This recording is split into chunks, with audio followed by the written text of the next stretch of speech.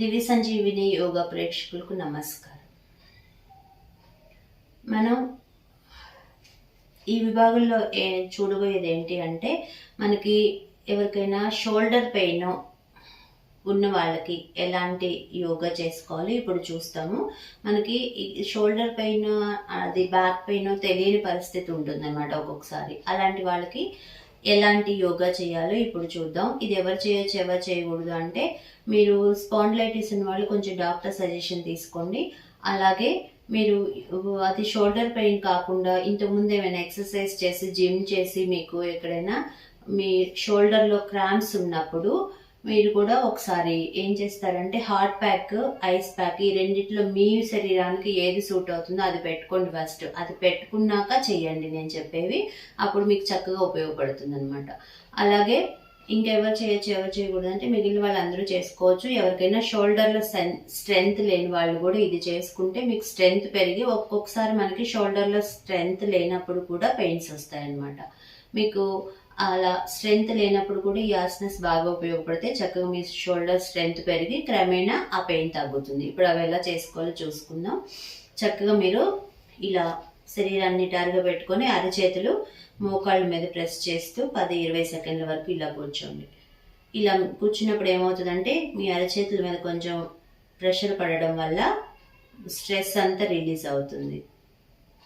అంటే స్ట్రెస్ ఉన్నప్పుడు మనకి నెక్ మజిల్ అంతా, అంటే నెక్ ఈ మెడ భాగంలో ఉన్న నర్వ్స్ అన్ని పట్టేసి స్టిఫ్ అయిపోతుంది అనమాట. అలాంటి వాళ్ళకి ఇది బాగా ఉపయోగపడుతుంది ఈ టెక్నిక్. ఒక 5 నుంచి 10 వరకు శ్వాస తీసుకుంటూ వదిలేస్తూ ఉండండి. 5 రౌండ్లు లేదంటే 10 రౌండ్ల వరకు శ్వాస చేసుకుంటూ ఉండండి. ఇలా శ్వాసిస్తున్నప్పుడు మీ ఈ శరీర భాగం, అంటే ఈ షోల్డర్ అంతా రిలాక్స్డ్గా పెట్టుకోవాలి. ఇలా స్టిఫ్గా బిగించి పెట్టొద్దు, లూజ్గా వదులుగా రిలాక్స్డ్గా పెట్టుకోండి.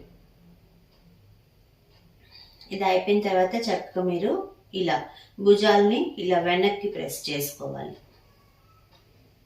ఇలా ఇది చేసేటప్పుడు ఏంటంటే, ఇక్కడ మీరు ఇంకొకటి గమనించాలి.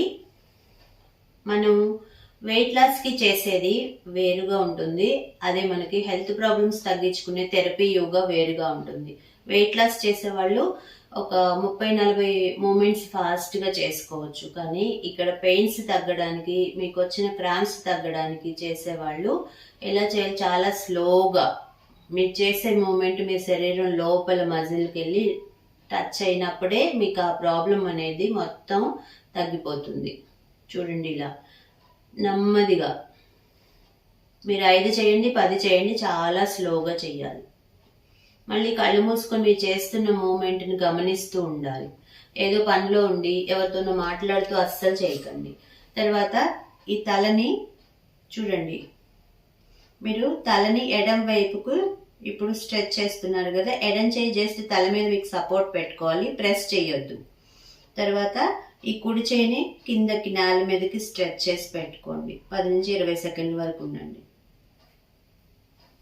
తర్వాత నెమ్మదిగా ఇంకో వైపుకు మార్చుకోవాలి. నేను చెప్పాను కదా, మీ తల ఏ భుజం మీద ఉంటే ఆ చెయ్యి తల మీద ఉండాలి, కానీ ప్రెషర్ తల మీద ఇవ్వకూడదు. ఆల్రెడీ ఇక్కడ మీకు స్ట్రెచ్ అవుతూ ఉంటుంది, ఇంక మీరు ప్రెషర్ ఇవ్వాల్సిన అవసరం లేదు, ఇది ఊరికే సపోర్ట్ కోసం. తర్వాత కింద చెయ్యి బాగా స్ట్రెచ్ అవ్వాలి. కరెక్ట్గా చూసుకొని చేసుకున్నారంటే మీకు తెలిసిపోతుంది అనమాట నేను ఎలాంటి స్ట్రెచ్ చూపిస్తున్నాను. చక్కగా ఈ భుజం అంతా మీకు స్ట్రెచ్ అవుతూ ఉంటుంది. ఇలా మార్చి ఒక 2-3 సార్లు చేసుకోండి. ప్రతిసారి మీరు 5-10 సెకండ్ల వరకు ఉండాలి. ఇంకో వైపుకు మార్చి మళ్ళీ 5-10 సెకండ్ల వరకు ఉండాలి. చూసారు కదా. ఇప్పుడు మీ చేతుల్ని ఇలా వెనక్క వైపుకి 2 మోచేతులు ప్రెస్ చేసుకోవాలి. షోల్డర్ కూడా వెనక్కి ప్రెస్ చేయాలి. నేను వెనక్కి తిరిగి చూపిస్తాను మీకు.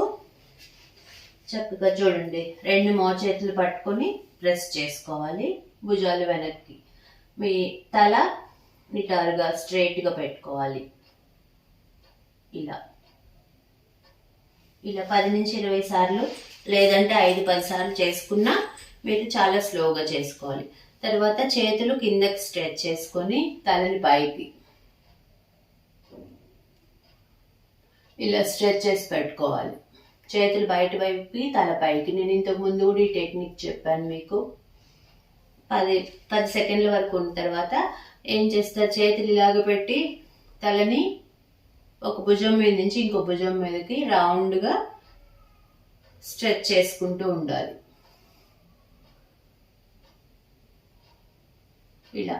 ఇలా చక్కగా చేసుకున్నారంటే మీకు ఈ అప్పర్ బ్యాక్ లేదు, షోల్డర్ లేదు, వీపు పై భాగం అంతా ఎలాంటి ప్రాబ్లం ఉన్నా ఈ చిన్న టెక్నిక్స్తో మీకు అసలు మెడిసిన్స్తో అసలు అవసరం లేకుండా మీరు మీ ఇంట్లో కూర్చొని మీరే మీ హెల్త్ ప్రాబ్లంకి సొల్యూషన్ ఇచ్చుకోవచ్చు అనమాట. చూసారు కదా, ఇలాంటి టెక్నిక్స్ అన్ని చేసుకొని మీరు చక్కగా మీ హెల్త్కి ఏదైతే ప్రాబ్లం అవుతుందో అదంతా క్యూర్ చేసుకుంటారని, మీకు మీరే వైద్యుడిగా ఉంటారని భావిస్తూ నమస్తే.